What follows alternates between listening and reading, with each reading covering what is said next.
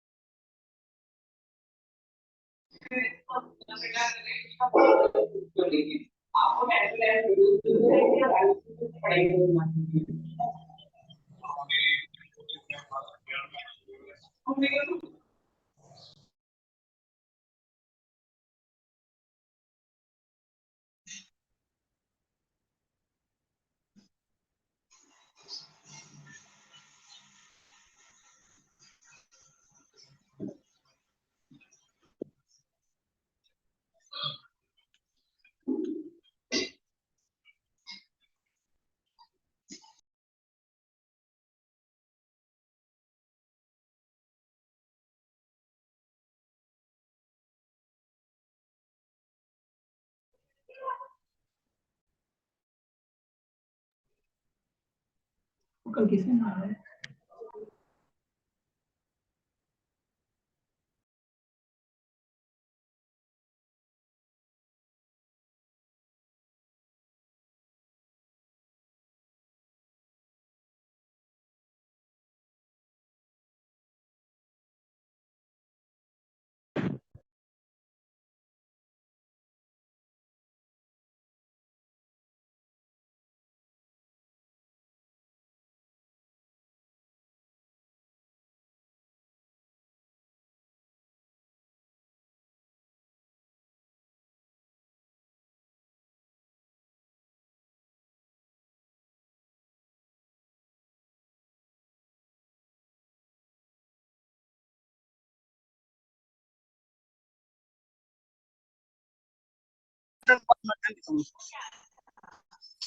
Ucapkan pun kita.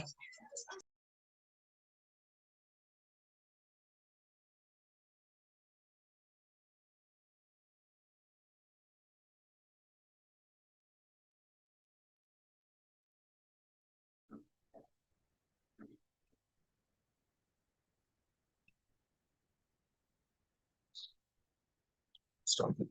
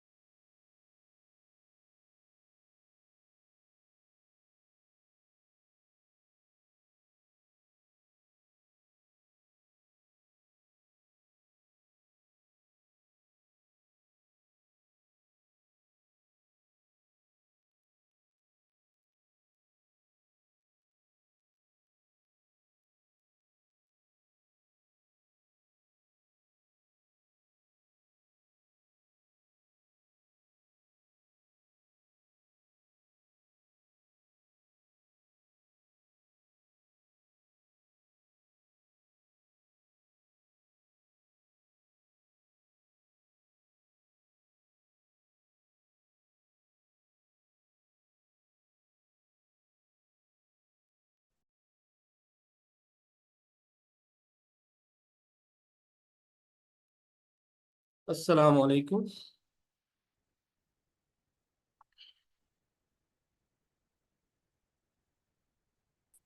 Uh, Welcome to all in HACCP Food Safety Management System for Catering training session.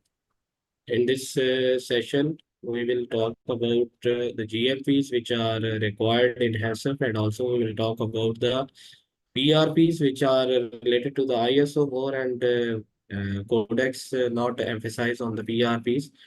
And also we will talk about the HACCP implementation in the catering, as well as we can say for the manufacturing industry, in which we will talk about the preliminary steps of the HACCP, and also we will talk about the 7 principles of HACCP, and also we will cover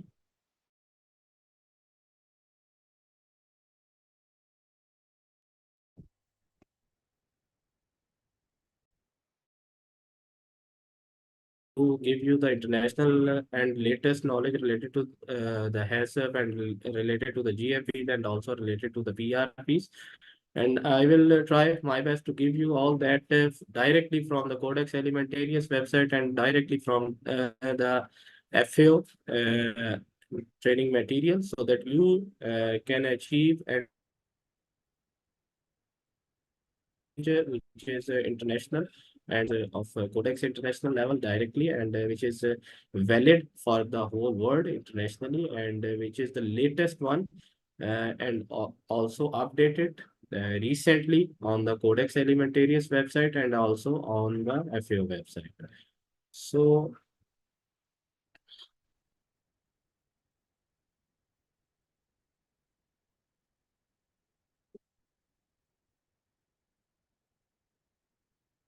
for the food safety and HACCP training internationally, there are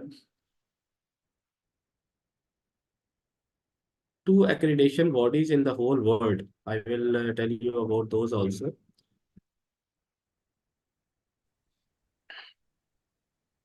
So hopefully it's visible to everyone. The slide is visible to everyone.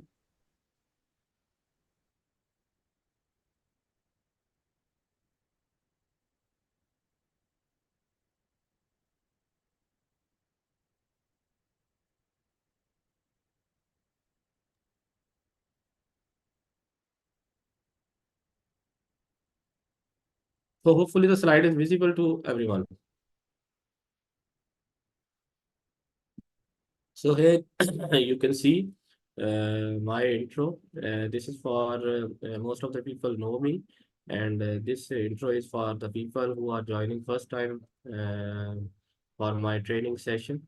I am presently QA head of Young Group, and also I am the CEO of USS Global Private Limited, which is approved center for the HACCP training certifications of level 1, level 2, level 3, and level 4. And also, it is approved center of Highfield UK for the food safety training sessions for level 1, level 2, level 3, and level 4 certificates. And it's Highfield approved center internationally for all the world, and I am the Highfield UK approved trainer for all the trainings internationally for whole globe, for all the countries of the world. So you people, if want to get the has a certificate of Highfield UK, then also you can do this training session from me. And with that, I am the food safety auditor and inspector of FIFA World Cup Qatar 2022. And presently, I am advisor to Prime Minister Office of Pakistan for Pakistan agriculture laws, agribusiness laws, and food laws, rules, and regulations. And with that, I am the former director of Punjab Food Authority, and I was the first director in Punjab Food Authority when it was developed in 2012. And with that, I am the sector specialist and auditor of Pakistan and Quality Control Authority, which is PSQCA, which is the only federal authority of Pakistan for drafting the food standards and other non-food standards. And with that, I am CQI IRCA UK certified lead auditor for FSSC 22000, ISO 22000, ISO 9000, which is QMS, ISO 22000, which is a food safety management system, and FSSC 22000, which is a GFSI recognized food safety management system, and ISO 14001, which is environment management system. With that, ISO 45001, which is occupational health and safety management system. And with that, I am BRCGS issue 9, which is the latest one in the whole world, the certified lead auditor for that. And PhD from in dairy technology from US, MPhil food technology from NIPSET, UF, and MPhil TQM, total quality management from IQTM, Punjab University. And with that, I am the visiting professor of Punjab University for food laws and regulations and total quality management. Uh, Food Science and Technology Department of Punjab University, and I have also taught in the food laws and regulations in UCP, University of Central Punjab, and human nutrition and dietetics subjects in Superior University, Lahore. So, with that, I am the assessor of NAVTEC and TEPTA in Pakistan, and also the curriculum writer of food technology for TEPTA Pakistan and for NAVTEC Pakistan. And you all people are requested to mute your mics so that other cannot be disturbed during their session. चाहे चुप चुप काके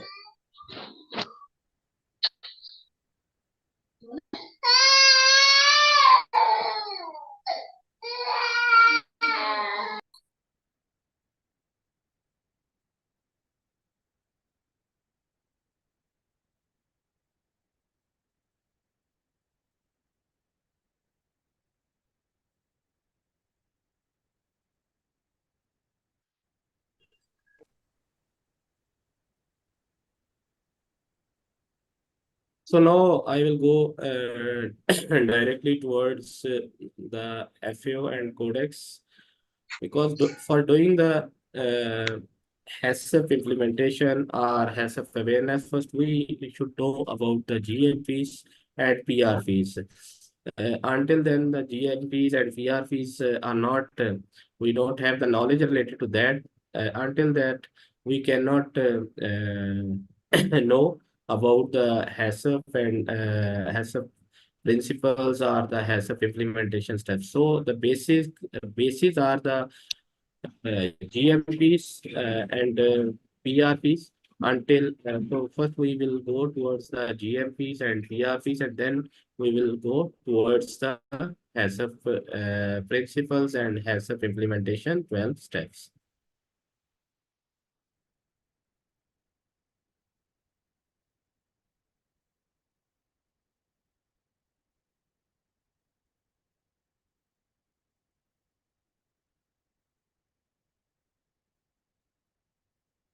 Is the screen is visible to everyone? This is first section of FAO and Codex, which is related to the GHP, good hygiene practices. In this section, we will talk about the introduction and control of food hazards. And FAO, good hygiene practices, which are the GHPs and hazard analysis and critical control point, HACCP. This document is directly from the FAO toolbox for food safety. So there is no ambiguity in the validation of this document or in the validation of the material or the information from this document. So that is a validated document. And this is the latest, as I was saying to you people, and you can see there here that this is 2023 documents, which is the latest document updated on the FAO and Codex website related to the GMPs and related to the food safety.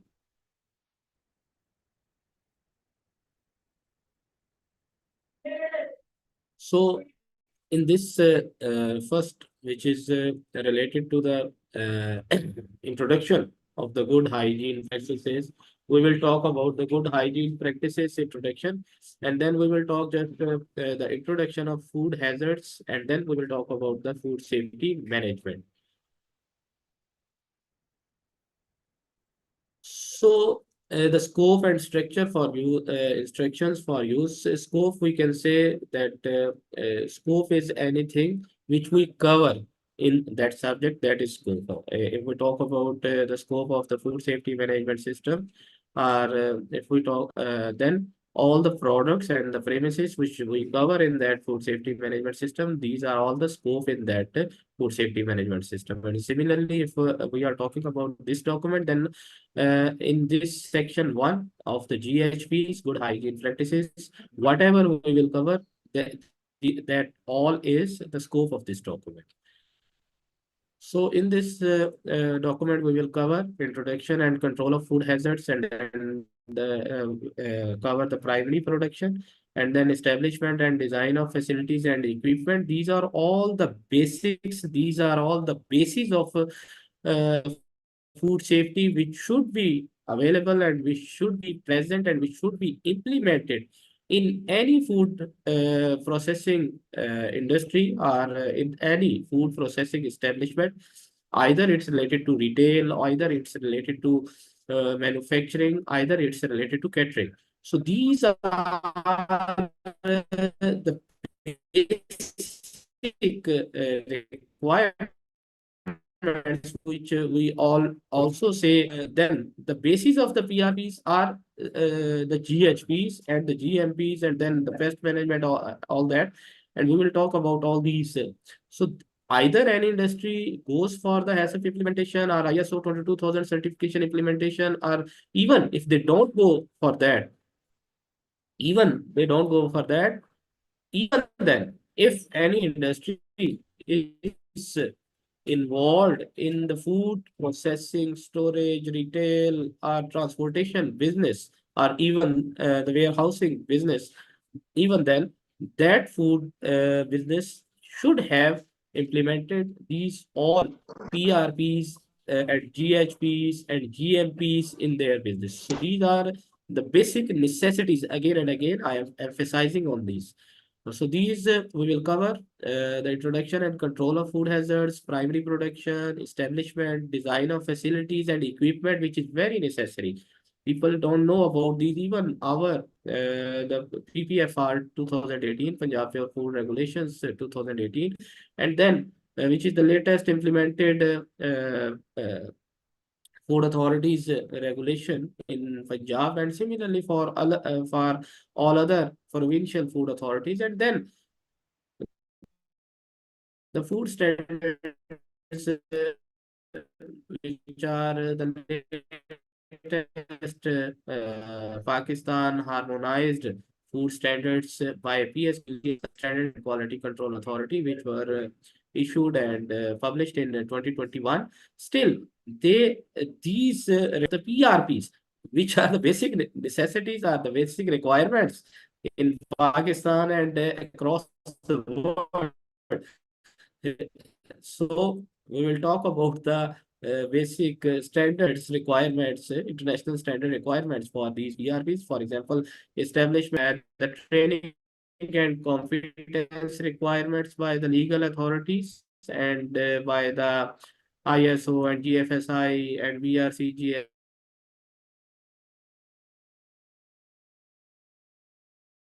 And then the basic and very important thing, which is related to personal hygiene, we will talk about that. And then we will talk about the control of operation, and then product information and consumer awareness, and then related to the transportation. So all the segments of PRPs, which are the prerequisite programs, are the basic requirements, are the basic needs in any food industry. We will talk related to that, all things. So the good hygiene practices are the GHPs form the basis of all and suitable food. So food business operators must be aware of hazards that could affect their food and ensure that such hazards are properly managed to protect consumer health.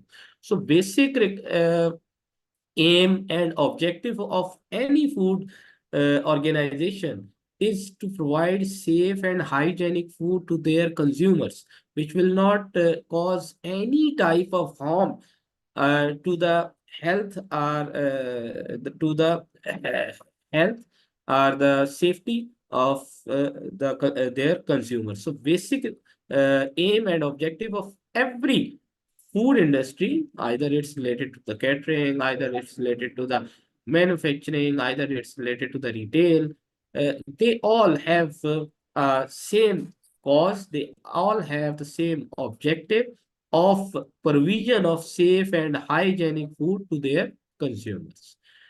And then GHPs are the foundation of any effective food safety management program, and implementing them gives food business operators a system for controlling food safety hazards. So when we will be aware about the standards and standard requirements of the good hygiene practices and good manufacturing practices and PRP standards, then we will be able to control the food safety hazards. And then in the context of food safety, a hazard can be defined as any agent or substance. This is the definition of hazard. Any agent or substance associated with food that has the potential to cause harm when the food is ingested. So hazards encountered in foods can be categorized as chemical hazards. So the example of the chemical hazards is pesticides, and then the biological hazards, and the example of biological hazards are the pathogens, are the physical hazards, and the example of physical hazards is extraneous materials, and all of which can contaminate food at points along with the food chain at any step of that chain. So all these are the types of hazards. And then the rationale related to that is the development, implementation, and maintenance of GHPs provide the conditions and activities that are necessary to support the production of safe and suitable food at all stages of the food chain, from primary production through to handling of the final product. So all the supply chain, at every step, at each step, food safety management system and hazard control is required. So applied generally, they assist in controlling hazards in food products. So food safety is controlling the hazards. And then this document provides guidance on introduces the principles and guidelines for applying GHPs throughout the food chain to control hazards and ensure food safety. It explains the points where chemical, biological, and physical hazards can be introduced throughout the food chain. We can say it as a hazard analysis. And then it illustrates how to apply GHPs to take a preventive approach to controlling hazards in the food value chain. So, along with the physical, chemical, biological, and microbiological hazards, the allergen hazards recently, the whole world is focusing on that also. So, the allergen hazards are also very necessary to work on that and also to be controlled. And they are controlled by the GHPs and PRPs mostly in the world, and they can be managed through the GHPs, GMPs, or the PRPs. And then these are the some definitions which are used in food safety management system. Either it's related to the HACCP, it's related to ISO 22000, it's related to the GMPs, PRPs, OPRPs, or either it's related to the BRCGS, either it's related to the IFS. So these are some definitions related to the food safety, and we should know these definitions, and after that we can know or we can work on the food safety management systems. So first of all is the allergen cross contact, the unintentional incorporation of an allergenic food, which I was talking about that. The unintentional incorporation of an allergenic food or ingredient into another food that is not intended to contain that allergenic food or ingredient, that is known as allergen cross contact. And then the contaminant, any biological, chemical, or physical agent, foreign matter, or other substances not intentionally added to food that may compromise food safety or suitability. So these are unintentionally added when we don't control the GHPs or the GMPs.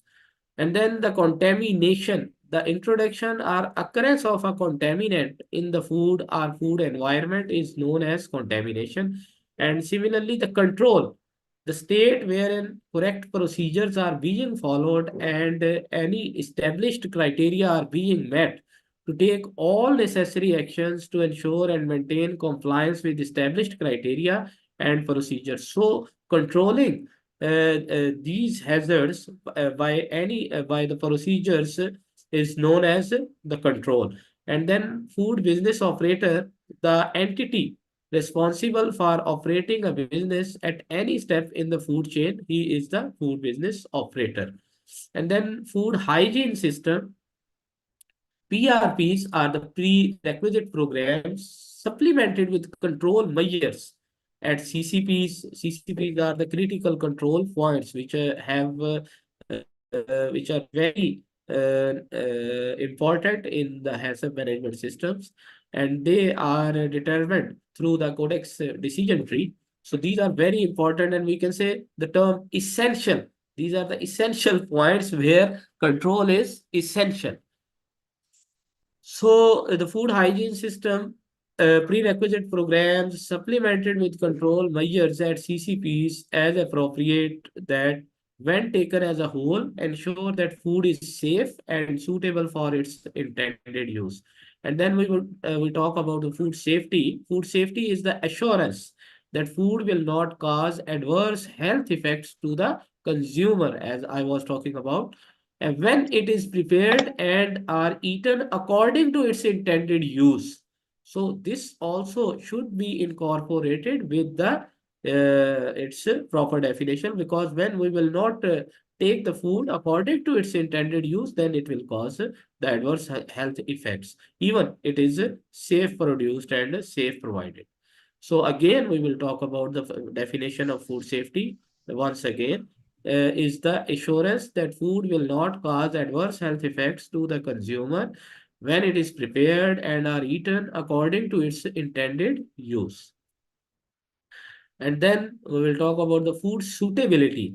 Food suitability is the assurance that food is acceptable for human consumption according to its intended use. And then hazard. What is hazard? Biological, chemical, or physical agent in food with the potential to cause an adverse health effect. And then we will talk about the good hygiene practices or the GHPs. GHPs are the fundamental measures and conditions applied at any step within the food chain to provide safe and suitable food. So this is the mind map of the GHPs. So this section of the guidance is divided into subsections, and we can jump to a particular subsection by turn. So what are the GHPs and how do they contribute to the production of safe food? First of all, are good hygiene practices. These are good hygiene, personal hygiene, premises hygiene, process hygiene, and then procurement in the supplier selection, emphasizing on the hygiene. All that are the part of the good hygiene practices. And then after that, the food hazards and what food hazards are related with the GHPs and what are the biological, chemical or physical hazards in food chain and what are their resources. We have to know about all the hazards and their resources. What hazards, physical, chemical, biological, microbiological, or allergen hazards uh, can come in our product, at which stage and from which source. So all that is considered in the food hazards analysis. And then what control we can do to control these hazards. So all these is covered in the hazard analysis. And then the food safety management system, in that the benefits of the GHP programs, and then if we don't apply the GHPs or we don't apply the food safety management system, then what are the consequences or the results for that? So we should know all about these. And then the good hygiene practices are best practices that generally assist in controlling hazards in food products. But depending on the food or the process, certain GHPs may be particularly important to the safety of the product and may require more attention. So general GHPs focus on the product, process, facility, and personnel. Examples of commodity-specific GHPs that may require more attention is the quality of irrigation, because the hazards can come through the water. And then irrigation water used for fresh vegetables. This is related to the primary production. And then are the handling of allergens in a nut-free processing facility, are the cleaning on food contact surfaces for ready-to-eat meat products. So these ready-to-eat products, either these are the meat products or other food products, these are known as high risk items, because these are the ready to eat, they will not go further for any processing. So these we have to focus more on the ready to eat items, and the ready to eat items cannot be prepared safe and hygienic if from the primary production the hazards cannot be controlled. So we have to control the hazards from primary production till ready to eat final production. And then the implementation of GHPs provides conditions and activities required to produce safe and suitable food in all stages of the food chain. GHPs help to control hazards, either these are the biological hazards, chemical hazards, or physical associated to food and growing processing environment. So, the good hygiene practices and effective GHP implementation can only be ensured if the food business operators fully understand. That's why I started from principles. I started from the GHPs due to this reason.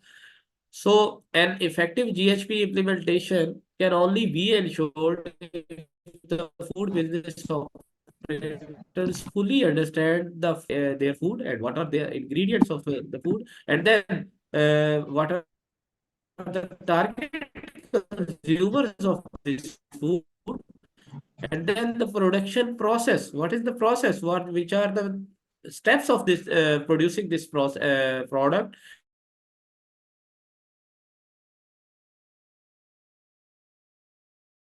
associated with the food operations for preparing this food product, and then the necessary control measures to manage hazards adequately.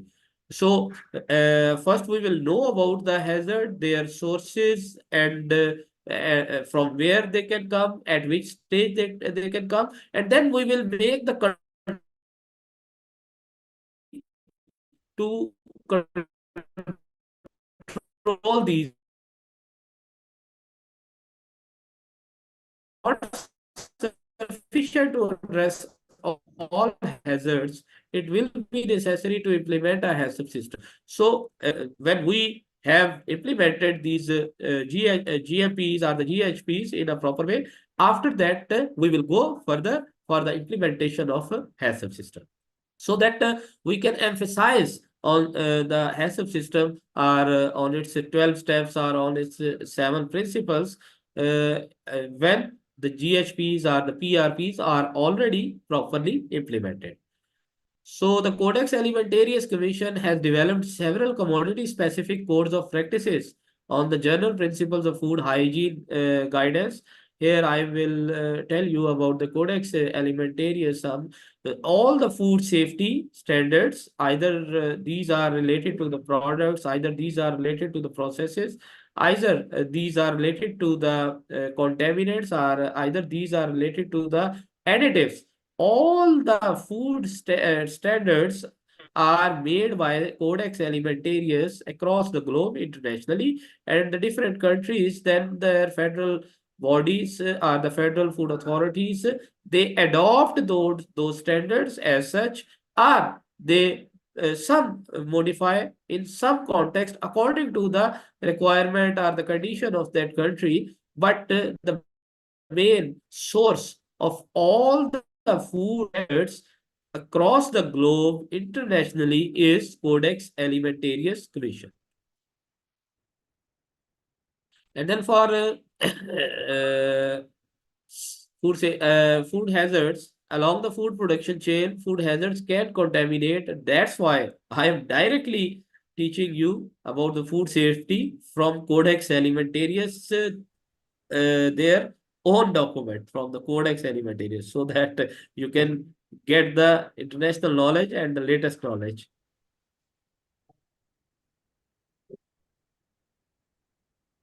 So along the food production chain can contaminate food products and negatively affect the safety of the product. So the examples of the hazards are the biological. These are related to the pathogenic microorganisms which cause the foodborne illness or the foodborne diseases. And the examples of the pathogenic microorganisms in food are the bacteria, and then viruses and parasites. So remember here that viruses don't grow in food, and viruses don't transfer by food.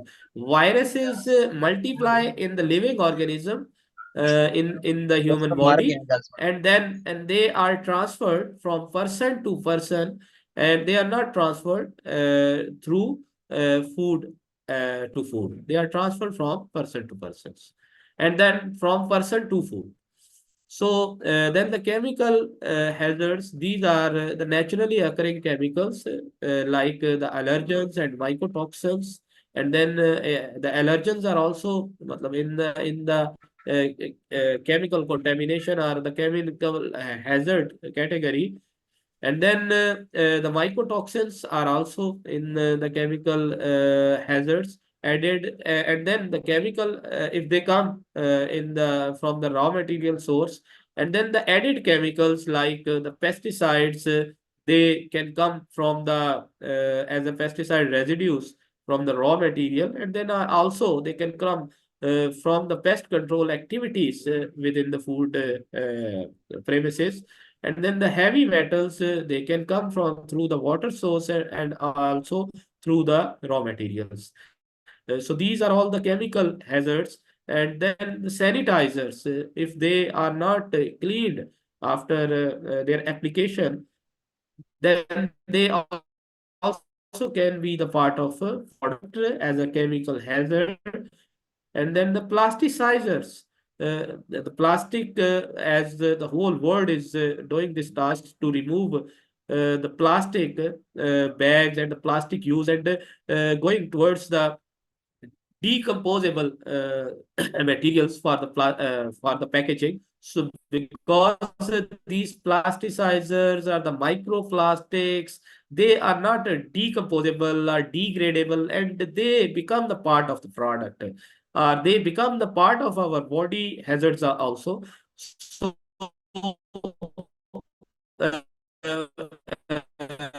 all these are related to various materials like the metals, glass, wood, which we can see from our eyes, and bone fragments also. So these can damage the teeth and our bones and our digestive system also, if they come across with the food. And then some foods based on their water activity. So these are the factors which are related to the food safety, which are related to the microbial contamination or microbial multiplication. So they are the factors which need to be controlled along with the hazards. So are how they are processed, and then the processing procedure or the methods are also related to the control of hazards, are related to the hazard entry in the product. So as I have already talked about ready to eat, because this is, I told you that ready to eat is the high risk item. So we have to cover, we have to control that.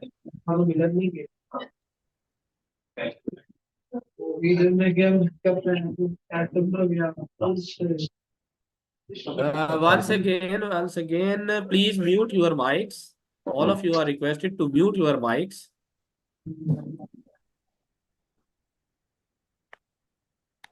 And then some foods on their inherent nature, like pH, moisture content, water activity, are how they are processed, like the ready-to-eat items or the vacuum packaged are more susceptible to certain hazards. Examples of well-established hazards commodity combinations include, so these are, we can say, the pathogens. The Clostridium botulinum in low acid and canned foods. In the canned foods, mostly there is issue of Clostridium botulinum in low acid foods, because it can even grow and multiply in the low acid foods. And then the mycotoxins in grains, these are the molds. And then undeclared allergens in baked goods and multi-ingredient foods, because undeclared allergens will be consumed by the people who are allergen to that item, and who have the allergy to that item. And remember that uh, allergy is related to the immune system. Whenever there will be talk about the food allergy or allergens, it's related to the body's immune system. And it there is a difference between the food allergy or the food poisoning, because the food poisoning is related to the stomach, and while the food allergy is related to the immune system.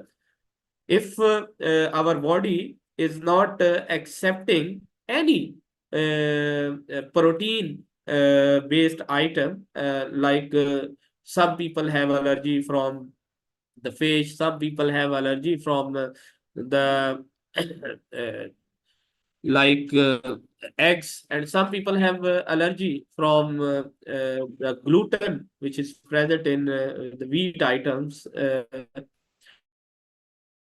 So the different people have allergy from different foods. So there are the 14 allergens, like the sesame also is an allergen. So if any person, if it that allergen will not be declared on the food label, and any consumer if will ingest or consume that food, so it will cause anaphylaxis. Anaphylaxis is the severe and sudden reaction of the body immune system against any food from which this body has allergy, and it can even cause the death of that consumer.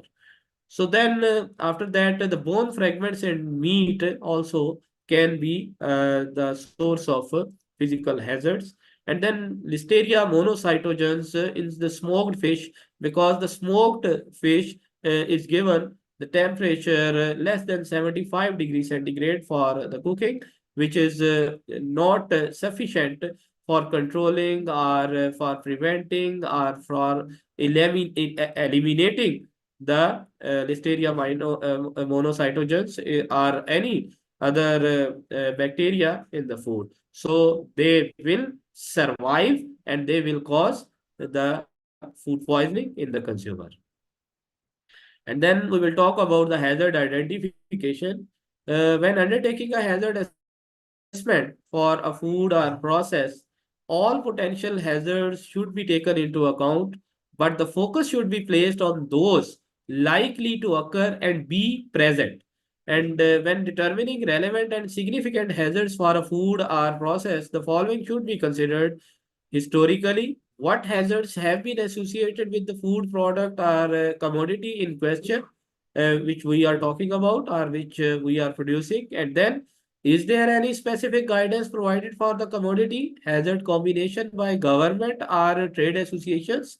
Because in the developed countries of the world, like UK, the Food Standards Agency of UK, similarly the Scotland Food Authority, and similarly the Norway Food Authority and Canadian Food Authority, they give their food business operators or the food industry or the retail industry, the food regulatory bodies give them the the hazard analysis related to their business. And then what are the potential sources of the hazard and likelihood of it being encountered? And then what is the sequence of the hazard to the consumer? So all these things we will consider in the hazard analysis. And then the detail of the historic associations related to the hazard, a review of foodborne illness outbreaks, recalls, or food safety incidents is highlight hazards associated with the products. For example, ground beef has been linked to outbreaks of E. coli, O157 and 7, which is the biological hazard, and then recalled for antibiotic residues, which is the chemical hazard, and bone fragments, which is a physical hazard. So, if we are working on the HACCP or the food safety management system, and we are working on the hazard analysis for this business, which is related to the ground beef, then we should consider the E. coli in our hazard analysis, and also we should consider the antibiotic residues, and also we should consider the bone fragments. So these hazards we should consider while doing the hazard analysis of the business related to the ground beef. And similarly, the dried herbs and spices have been recalled for salmonella, which is a biological hazard, and mycotoxins, which is related to the molds. So when we are talking about, we are going to make the working on the HACCP or the food safety management system in a business related to the dried herbs and spices, then we should consider the hazards related to salmonella and also mycotoxins which can come in the dry herbs.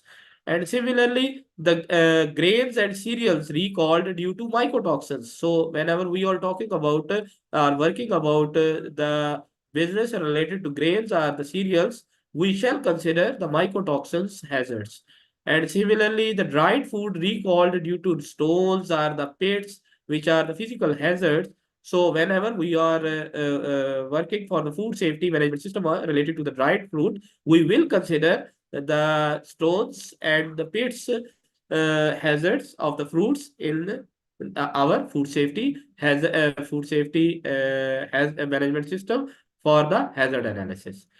And then what guidance or the regulation is related to, for example, if we will talk about these four businesses. So the hazard controls can be prescribed by regulators or trade associations, because these trade associations, like the chambers, like different chamber, federal and provincial, and even the district or city chamber of commerces are there, and they have the different segments, like their committee related to the food business, related to the food sector. So they also provide the guidance documents or the guidances to their members. And similarly, the food regulator means the food authorities. They also provide the hazard controls also. With that, as I have given you the example of FSA, Food Standards Agency, UK, and Scotland Food Authority, Canadian Food Authority, and then the Norway Food Authority, and many other food authorities internationally. They give the hazard analysis, and also with that they give the controls also. How you they give the guidance on the control, how you can control these hazards in your organization. So, for example, Clostridium botulinum, cook for low acid canned soup, which is a biological hazard. It can come in the low acid canned food, as we talked earlier. This Clostridium botulinum, it is related with the canning, or related with the canned food. This hazard are permitted food additives and their condition of use and maximum level of use. The identification of hazards can be based on historic outbreaks or from risk analysis. So risk analysis also, all the food safety management system of the world, either it's ISO 22000, FSSC 22000, or the BRCGS, or the IFS, all of the international food safety management standards, they, and similarly the HACCP, which is the Codex standard for food safety management, all these international standards are emphasizing, are focusing, are, and they have incorporated the risk-based management system or risk-based hazard analysis in their clauses of their management systems. So that is known as the risk analysis. And then in that risk analysis, we do the risk, how much risk is related with that contamination or with that hazard, and how much impact that hazard can apply or can transfer to that food. So all that is considered in the risk analysis. So in the risk analysis, the hazard analysis, the risk of the chances of that hazard, and then the impact or the severity of that hazard, all that are considered. And then potential sources of hazards. The controlling food hazard starts with the knowing their source and how they can be introduced into raw materials, processes, and final product, final food product. So this is all related to the potential, the hazard analysis, because when we know about the sources of these hazards, that starts with the knowing their source and how processes and final food product. So, and then water can contaminate the product. So we have to focus on our water quality, which we are giving, the water which we are with our food product at any stage. And then the fecal material from animals or the humans can be a source of pathogenic microorganisms that can contaminate foods directly or indirectly, like water, handling, and air, and especially on the slaughtering areas or on the irrigation water. We have to focus on these things also. And similarly, for the dairy industry, the dairy farms, we have to focus on these things also, the fecal materials from the humans or the animals. And then this can come from the water. So we have to focus on our water quality. And then the food handlers are also a big source, a major source for every type of contamination, either it's physical, chemical, biological, or the microbiological. So, because we touch the food with the hands, or the food handlers are directly related with the food processing, storage, transportation, etc. And even for the consuming the food handlers are involved in that. So the humans can harbor and transfer a wide variety of infectious agents like the viruses, as I already have told you, that the viruses are transferred by the human beings. These are transferred by the living organisms. They are not transferred through the food. And then the bacteria, they are transferred from the hands of the food handlers. And then from the body of food handlers, if they are ill, if they are sick, and then the parasites, they are also transferred by the food handlers from their dresses, from their hands, etc., to the products while handling these. So then the unsanitary surfaces, if common food contact surface, like a slicer is and the knife, if they are contaminated, they are not properly cleaned, or they are not properly sanitized.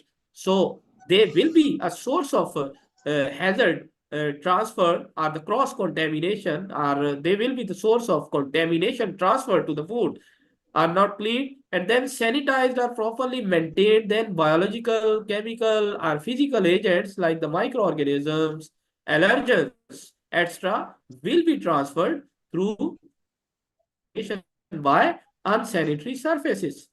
And then these can be transferred between products. And in addition, if sanitizers are not food grade, are used inappropriately, they could also represent a chemical hazard. Because if they, as I already told you, that if the sanitizer will not be drained properly, will not be removed properly, will not be washed properly, that will become the chemical contamination for the product. And then we will talk about the chemical hazards. So the chemical contaminants in food may be naturally occurring or may be added during the processing of food. Harmful chemicals at high levels have been associated. Once again, requested to mute your mics. Chemical contaminants in food may be naturally occurring or may be added during the processing of a food. Uh, there are the two sources here. One that the chemical is already present in the source. Either it's a raw material or the packaging material or cleaning chemical, or the other one during the process, added during the processing of food. So these are the two types of chemical hazards for the food products. Harmful chemicals at high levels have been associated with acute cases of foodborne illness and can be responsible for chronic illness at lower levels. So different types of chemical substances can be present in foods for many reasons. Chemical agents are present in foods either intentionally or unintentionally. And intentional chemical agents can include additives, pesticides, veterinary drugs. We give for example, oxytocin to our animals, and then from the animal meat or from the such animal milk, these oxytocin residues, they transfer in our food, they transfer in our milk or meat, and then the adulterants, the adulteration is done, and so that is also a chemical hazard also. Unintentional chemical agents can include sanitizing or other chemicals. So we are using the sanitizer for the cleaning and sanitization purpose, but we have not used it in a proper way, and we have not washed it in a proper way after using. Then it can be, if we are using it on a surface, especially the food contact surface, then it will cause the chemical hazard for our product. In UK, food law of the Food Standards Agency, single use of sanitizer is not allowed. After sanitization, washing is must. Washing is mandatory. Single use of sanitizer is not allowed in by the UK Food Authority due to this reason of chemical contamination or the chemical hazard. So with that, the environmental chemicals also contaminate the product if the environment of the food processing area is not properly controlled. And then the naturally existing toxins also can be the part of a chemical, can be the source of a chemical contamination. So these are the chemical hazards, like these are the some examples of the chemical hazards, and then the examples of their sources of contamination in the food chain. The pesticide residues. So the chemical hazard, one example of the chemical hazard is pesticide residue exceeding maximum residue limits. When we use the pesticides more than their limits, they can be the part of our product also. So the pesticide residues exceeding maximum residue limits, and their source can be the poor quality pesticides, and then applying higher than recommended dosages, especially in the food industry. There is no regulatory or the regulation still exist for these pesticide residues or these pesticide pest control or the pesticide chemicals which are used in the food industry. So now the regulatory bodies like the PFA have started working on that also, and it's a good step, a good initiative by the Punjab Food Authority that they are bringing all the pest control industry in their domain and under their control, so they can control these pesticide ratios, the pesticide chemicals, and then applying higher than recommended dosages, and then the dumping or accidental spilling of pesticide into water source or soil. As in the Pakistan, there is still the irrigation system. In the irrigation system, the pesticides are added in that water, which is going to irrigate the crop, and then that become the part of that crop, and then part of that food product which we consume later. And then the heavy metal residues exceeding maximum levels, like the source of these heavy metal residues can be the continued use of fertilizers with high heavy metal levels, and then the irrigation water, as I already have told about that. And then the non-pesticide chemical agents like the sanitizers and the cleaning agents, adhesives and the lubricants and the paint. Use of food grade agents can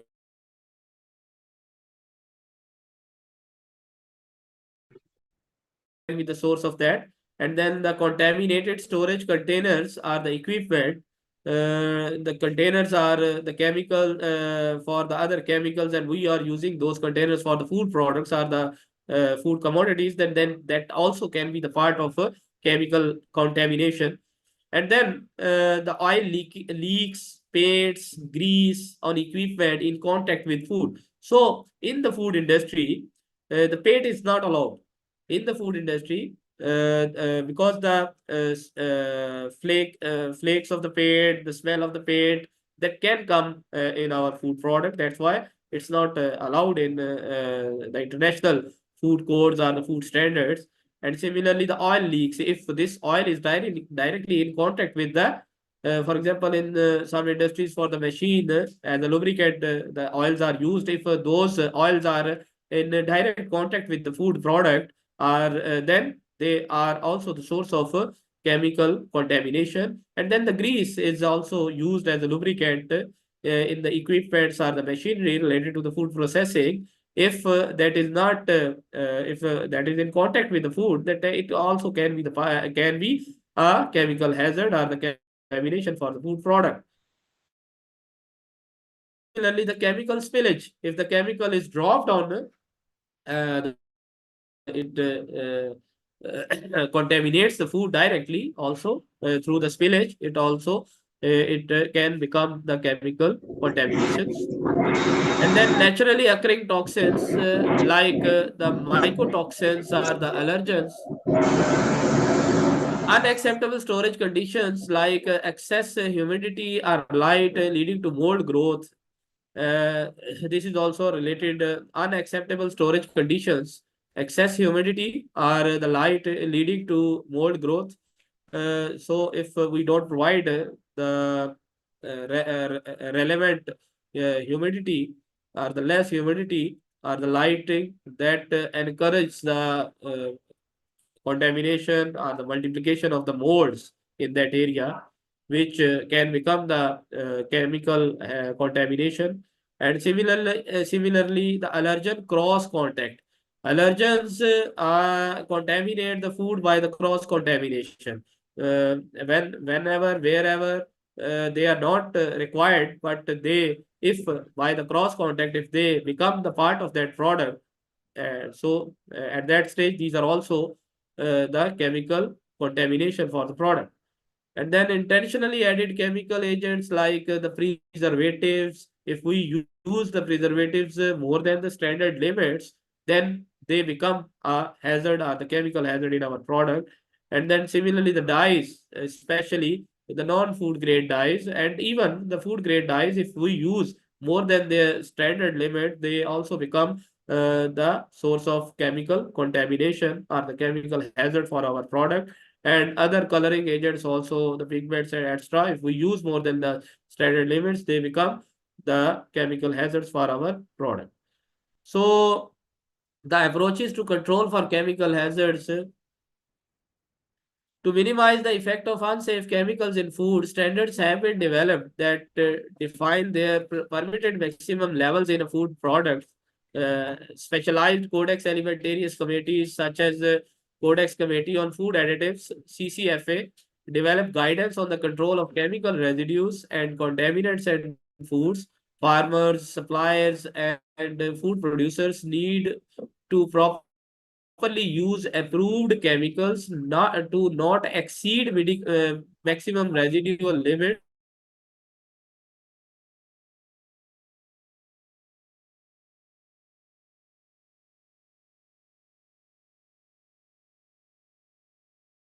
Then the intentionally added chemical agents are and then the examples of the intentionally added chemical agents are the maximum residue limits, like defined maximum permitted concentration approved by Codex Alimentarius, or any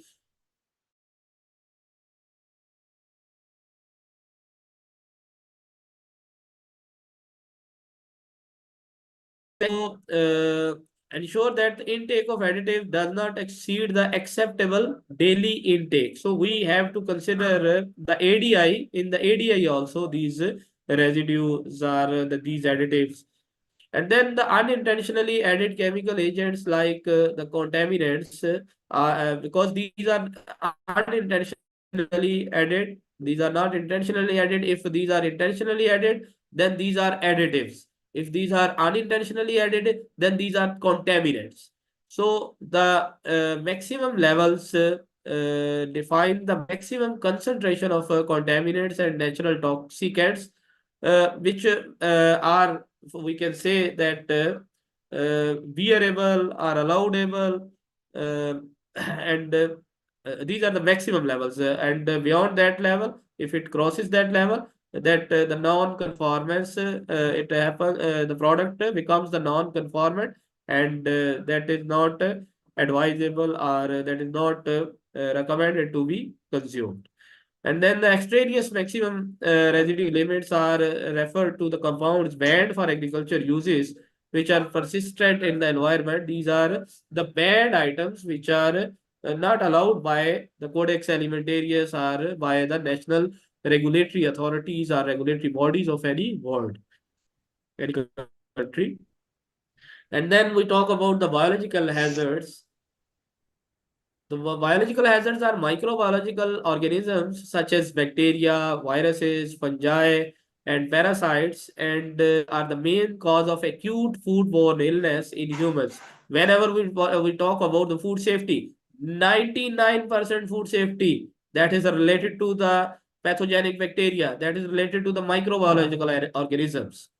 So the biological hazards are microbiological organisms such as bacteria, viruses, fungi, and parasites, and are the main cause of acute foodborne illness in humans. These organisms are commonly associated with humans and with raw products entering the food establishment. Most are killed or inactivated by cooking. So remember that different people are confused about the CCPs are critical control points in their establishment or in their processing related to that business, especially in the catering business. And also, they are many people remain confused about the control measures. Remember that basic or the major, or I can say the single critical control point, the main critical control point in the catering industry or either in the manufacturing industry, that is cooking. So because the cooking is the only control, or the cooking, if we talk we say it a step, then the cooking is the only step where the microorganisms, especially the bacteria, they can be controlled, they can be prevented, they can be reduced, and they can be even eliminated by proper cooking on proper cooking temperature and time to its core temperature. So most are killed or inactivated by cooking, and numbers can be minimized by adequate control of handling and storage practices, hygiene, temperature, and time. And then different pathogens appear to be adopted for certain, because if the micro bacteria or the microorganisms survive during cooking due to insufficient or the insufficient cooking time or temperature, then after that they cannot be managed, they cannot be reduced, or they cannot be eliminated at any stage. So after that, that product causes the food poisoning if we don't control it on the cooking stage or the cooking step. So different pathogens appear to be adopted for certain food types and food industries. For example, Salmonella species is related to the poultry and eggs. That the source of the Salmonella species is poultry and eggs. So while we are doing the hazard analysis, or we are making the controls for the poultry or the industry which is related to the poultry or poultry meat or the eggs, we have to focus on Salmonella. And then the Campylobacter is also related to the poultry. So whenever we are making the food safety management system for the poultry, we have to consider Campylobacter. And similarly, E. coli O157, already we have talked about that. If we are talking about, we are working on the food safety management system of the industry related to the beef, then we have to consider the E. coli O157. And then similarly, the tapeworm, which is Tania cyginata in beef, and then Clostridium botulinum, we already have talked about that. That is related with the canned items and tinned foods. So for such foods or the for such industry, we should consider the hazard analysis of Clostridium botulinum and also the control points for Clostridium botulinum. For that, botulism activity or the control point is done for such business or such foods. And then toxin producing marine algae in seafood. If we are talking working for the food safety management system of seafood, then we will consider the toxin producing marine algae also in that. And similarly for the Vibrio para hematotis is related with the shellfish. So when we are doing the business of shellfish, or we are making the food safety management system for the shellfish, we will consider this Vibrio also. So the examples of the biological hazards are the many of these microorganisms occur naturally in the environment where foods are grown. To grow, microorganisms generally require moisture, food, temperature, and time. Microbial growth is also influenced by the pH of the environment, the presence or the absence of oxygen, and other competing organisms. So again, these are some sources of the contamination, or the biological contamination. Like the air is a source of, from air, the biological contamination can occur. And the examples of possible microorganisms of concern from the air are bacillus species. So remember that this bacillus species, especially this is related with the rice and spices. And then fungi that is also can come from air. And then soil. Bacillus species again, the vegetables which are grown inside the earth, inside the land, these are also related with the bacillus species, and the hazard is bacillus species can come from these root based vegetables. And similarly, the Clostridium species also is related with the soil based vegetables. And then the water is the E. coli can come in our food and can contaminate our food if that is present in the water which is in contact with the food. And then Giardia species is also related with the water. And then the plants, from the plant source, the biological hazards like the Listeria monocytogens are related with the plants. Similarly, molds are related with the plants, and similarly, the yeasts are related with the plants. So the animals, Salmonella species, like we already have considered, that it can come through the animals, through the poultry, and through the dairy farms also. And similarly, and if the milk is not properly boiled or pasteurized, even then this Salmonella and E. coli can come. And then similarly, the Campylobacter is related with the chicken, and that's why it's considered with the animals also, and also with the animals. And then the food handlers, the microbiological hazards related with the food handlers are the Staphylococcus aureus, because this Staphylococcus aureus is related if there is the people who have habits of touching their hands with the mouth again and again, with hands with their eyes again and again, and hands. And if there is any cut on the body of any person, and that on hand, and that from that source they touch the food. So all these are related to the food handler. This Staphylococcus aureus transfers to the food from the food handlers. And then the hepatitis, this is related with the virus, and then the norovirus also related with the virus, and this attacks on the neuro system of the consumers, and can cause the death of the consumer also. And as this is the virus, so that's why it transfers from person to person and from person to food. So the food manufacturing facility is also like Listeria monocytogens.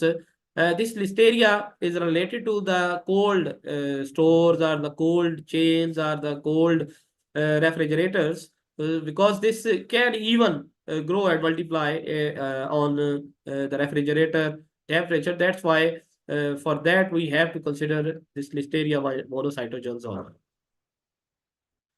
And then the type of biological hazards, these are the bacteria, as already I have told you that most of the food safety that is related to the biological hazards.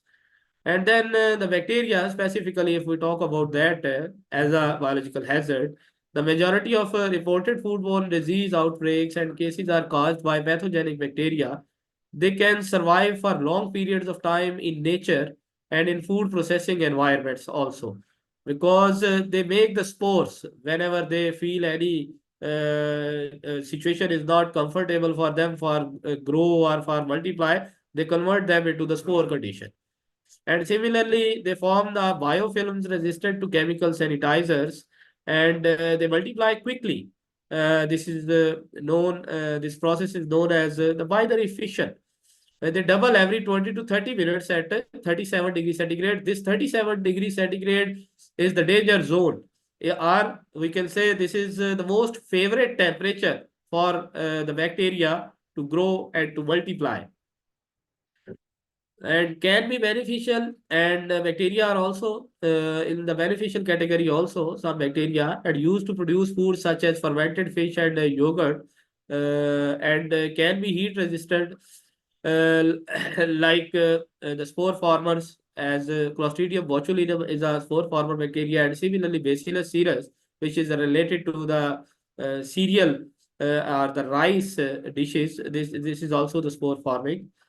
That's why whenever in the catering industry the rice is reheated, it can cause the food poisoning outbreaks because those spores during the reheating they germinate.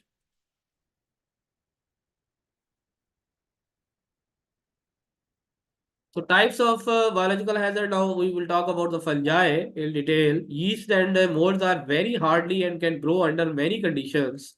They need oxygen to grow. Generally are very resistant to heat and other disinfection treatments, especially well present as spores. So they can be beneficial and are used to produce certain foods such as tea and alcohol containing beverages and cheese, and can also be very dangerous as they produce toxins such as mycotoxins because that is related with the molds, and some of which have been linked to the cancer.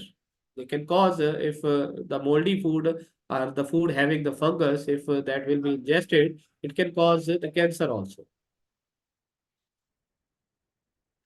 And then we talk about the parasites, the example of biological hazard. Parasitic infections are commonly associated with undercooked meat products or contaminated ready-to-eat foods. They can be introduced through contaminated water or food handlers, and then they do not grow in foods. And as same like the viruses, they don't grow in foods. They cannot be cultured using laboratory methods and can be destroyed by thorough cooking. So one thing is good that they can be destroyed by the thorough cooking, these parasites also.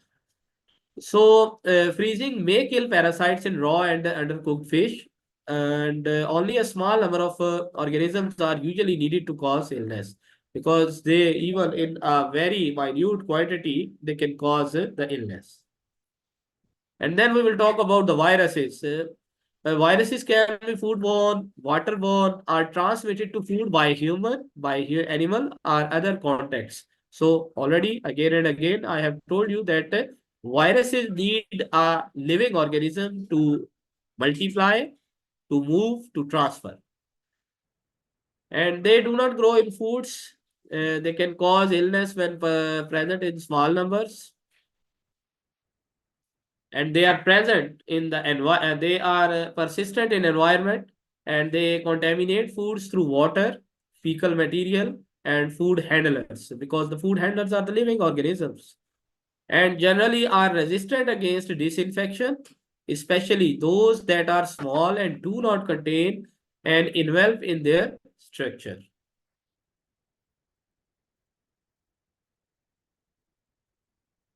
And then we will talk about till now, we have talked about these hazards, and now we are going for the methods to control for biological hazards, how we can control these hazards. We have talked a lot about the sources or the reasons of these hazards and what they do with the food. Now we will talk how we can control these hazards. So the methods to control for biological hazards, preventing the introduction of microorganisms into foods, food safety measures during primary production, hygienic production premises, that's very important. With that, we can control that. And then in activating microorganisms in foods, with the like मैंने तो इसलिए नहीं की pasteurization, थी cooking, and कैसे sterilizing. यार These are the control measures. Please mute your mics. Please mute your mics. Please mute your कोई mics. Gift वाला की है पीवीपी की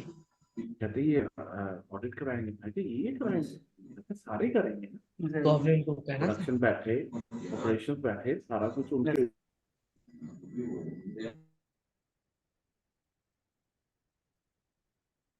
So inactivating microorganisms in foods where different methods are used and different techniques are used like pasteurizing, cooking, and sterilizing. So these are the best controls. And then inhibiting the growth of microorganisms in foods, modified atmosphere packaging, uh, and then especially most of the snack industry uses this modified atmosphere packaging. And then the cool chain, it's used mostly in the meat industry, and the dairy industry also. Depending on the point in the value chain, one or a combination of these three approaches can be applied.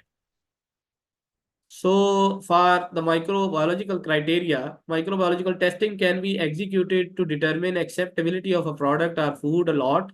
However, this has limitations. When assessing the safety of foods, sampling limitations, technological restrictions, and length of time to obtain results.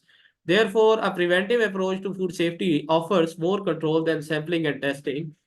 Uh, so the codex says that the microbiological criteria define the acceptability of a product or a food lot based on the absence or presence or number of microorganisms, including parasites or and our quantity of their toxins, metabolites per unit of mass, volume, area or lot.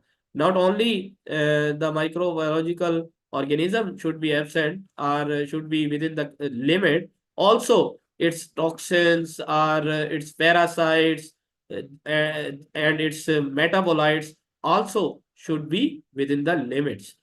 So that what here it's saying, the Codex Alimentarius saying that's due to that. For example, if on the receiving, if we make this control of microbiological testing, so minimum 48 hour are required for the results of that. We cannot hold that raw material for 48 hour for the acceptance. That's why for that,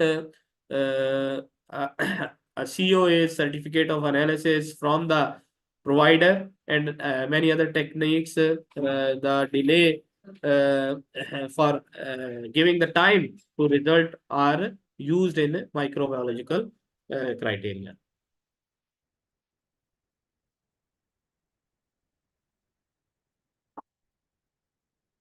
And then for the physical hazards are foreign objects that can pose harm to consumers, including choking, internal injuries, and broken teeth.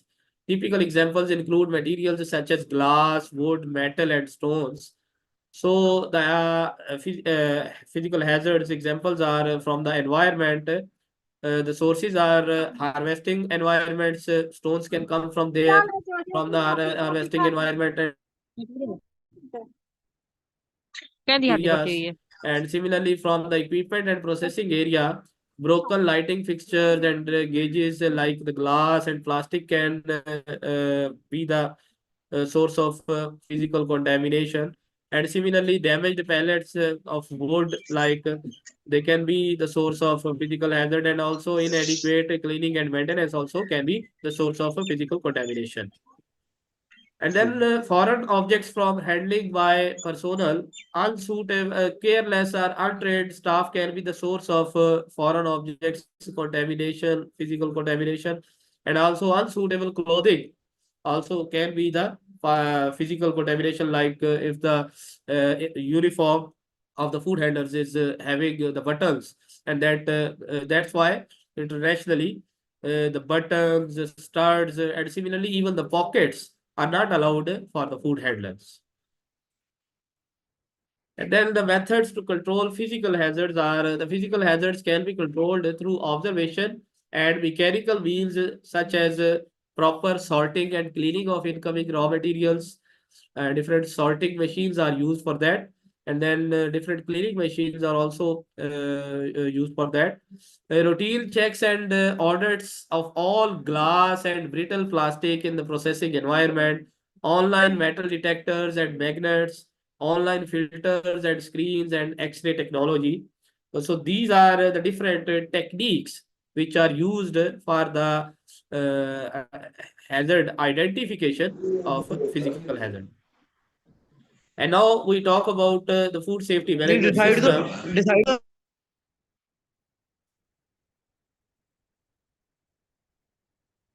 Foodborne disease and threats to food safety are a significant public health problem.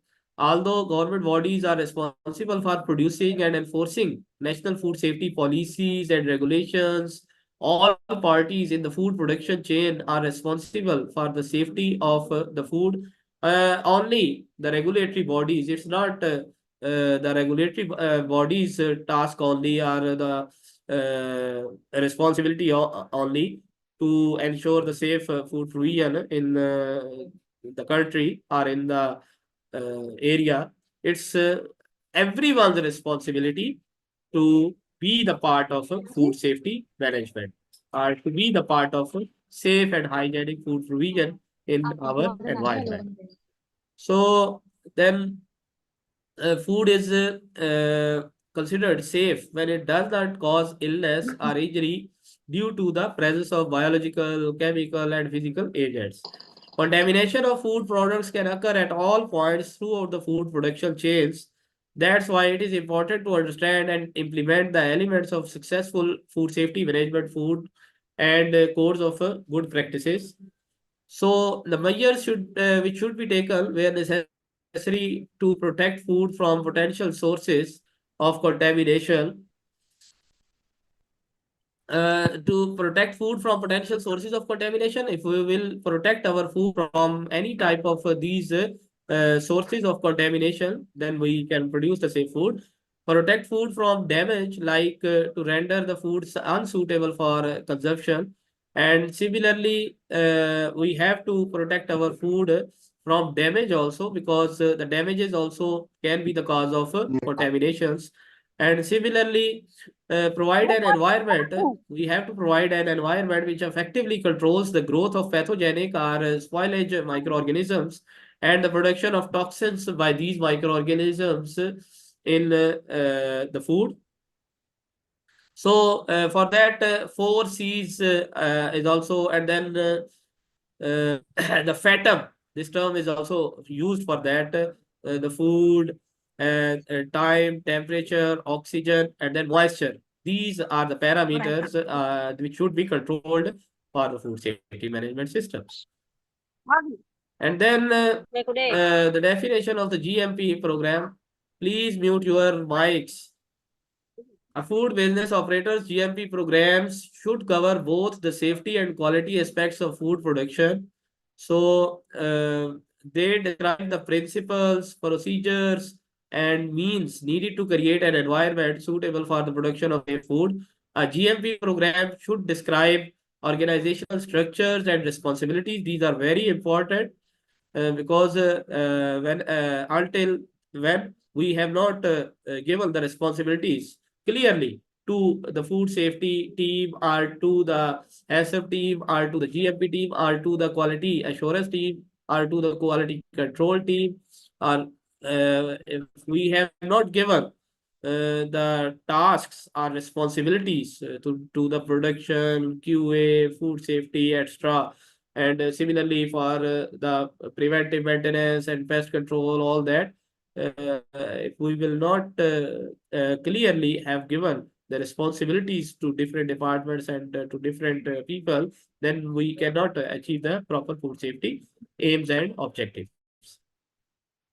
And the documented procedures and processes, these are also very important. The ISO says, Codex Alimentarius says, HACCP says, and any professional system says that whatever we want to do, we have to write. And whatever we have done, we have to write. So that it can be provided to the legal authorities and also to the consumers as due diligence for our defense. And then available resources. So GMP programs should be adopted and continuously improved by performing regular audits, reviews, and updates. So these are very important to overview the food safety management system. So the documentation is a critical part of a GMP program, as I already told you. Demonstrating compliance to these programs require documentation and record keeping to demonstrate how all aspects and areas of concern are managed. So goal of our GMP program is to create a valuable internal source of know-how and to be able to demonstrate to auditors or the customers how food safety concerns are managed and controlled.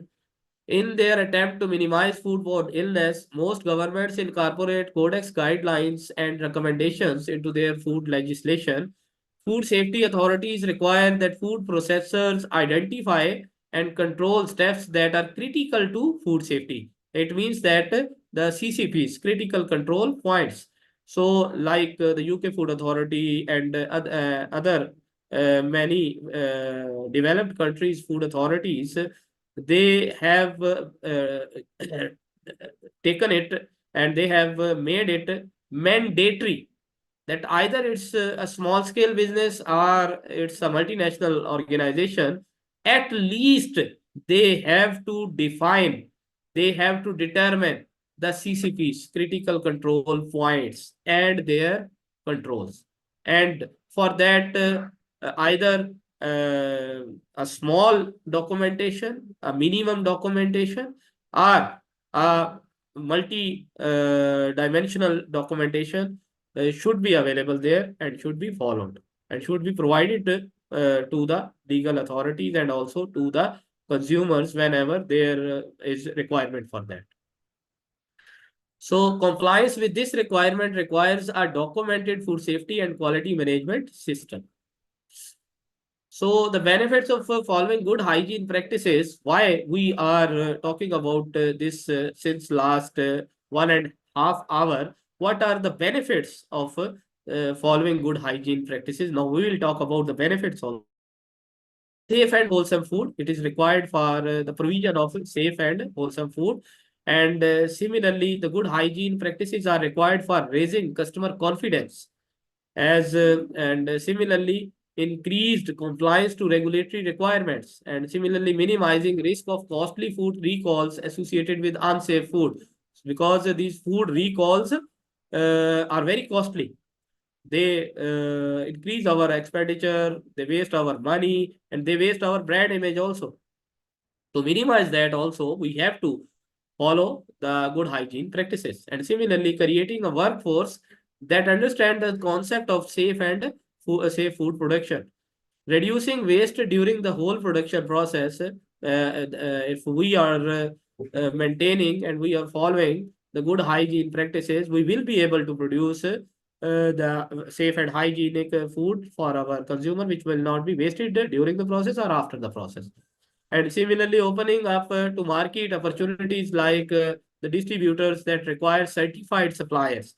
Because when there will not be any food safety outbreaks from our organization, and also there will not be the customer complaints related to the food safety from our organization, then the large distributors they require certified suppliers like such organizations which don't have the food safety complaints or the food poisoning outbreaks, etc. And similarly, access to international market also can be achieved by proper good hygiene practices implementation. And then this is food safety culture. That's very important. That's related to that food safety is everyone's responsibility. When there is a culture of food safety in any organization, after that, everyone is responsible and everyone thinks himself the part of the food safety management system. So fundamental to the successful functioning of any food hygiene system is the establishment and maintenance of a positive food safety culture, acknowledging the importance of human behavior in providing safe and suitable food. The following elements are important in cultivating a positive food safety culture because this food safety culture is related to the human behavior. We have to change that, and how we can change the human behavior. We can only change it by the knowledge, by the wisdom, by the trainings. Commitment. The following elements are important in cultivating a positive food safety culture. Commitment of management and all personnel to the production and handling of safe food. So it's a misunderstanding that the food safety management system or the food safety is the only responsibility of the food safety department of any organization or the quality assurance department of any organization. This is a misperception But in reality, all the departments, either it's production, either it's maintenance, either it's procurement or purchasing, and especially the management commitment, the top management commitment, that is the key. That is very important. The commitment of management, because if the management is not committed, they will not provide the resource. They will not provide the any benefits. They will not give any benefits, and they will not provide any systems and support for the food safety management system. So everyone in the food industry is part of food safety and is responsible for food safety. Please mute your mics. Please mute your mics. Leadership to set the right direction and to engage all personnel in food safety practices. It's again related to the leadership or the top management commitment. And then awareness of the importance of food hygiene by all personnel in the food business that I was talking about. It's related to the training. So that the people, if they would know the importance of food hygiene, they will consider to adopt this also. And then open and clear communication among all personnel in the food business, including communication of deviations and expectations also. If we will make the policies or the rules or the regulations or the changes or the standards only within the top management and will not transfer those towards the foot level or the at the basic level, grassroots level, then the food safety will not be implemented. And then also the availability of sufficient resources to ensure the effective functioning of the food hygiene system. That is again related with the top management commitment. So for additional information on the following topics which we have studied since last 1 hour and 45 minutes, following topics related to this section, please you can go to the FAO website, and also you can know more about that these things also, which are related to the good manufacturing practices and good hygiene practices and HACCP and all that. With that, thank you all for listening me, and hopefully, inshallah, this will be very fruitful for all of you. And further, if anyone want in the future is interested to get the high field international certificate or that training, or if anyone is interested to get any training related to the ISO, you people can contact me. This is my contact. And thank you very much, all of you.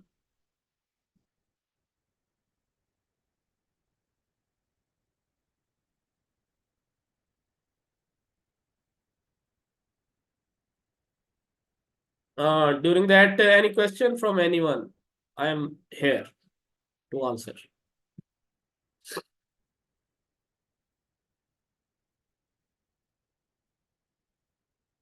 I have my own organization company. As in the start of the session I told, this is QSS Global Private Limited, and this is approved center of Highfield UK for all types of HACCP and food safety trainings, and its certificate is by the Highfield UK, and I am the certified trainer of Highfield UK for all the HACCP and food safety trainings by the Highfield UK. So that certificate will be applicable, will be accepted in the whole world as this HACCP certification. That is mandatory in all the developed countries of the world, like Europe, in the Gulf, in Bahrain, Qatar, etc. Even if anyone has the food MS, even the MPhil food technology degree, but doesn't have the Highfield UK certificate of HACCP or food safety, that is not eligible to work in the food safety team or in the food safety department of any private or public sector of those countries, like KSA, Dubai, UAE, Qatar, Bahrain, Oman, and similarly UK and USA and Canada, etc. So that's why you people can contact me for the iField UK trainings and also for any other trainings of ISO 9001, 22000, FSSC 22000, BRC GS issue 9, or the IFS, you people can contact me for those trainings. No question from any side? No question from anyone?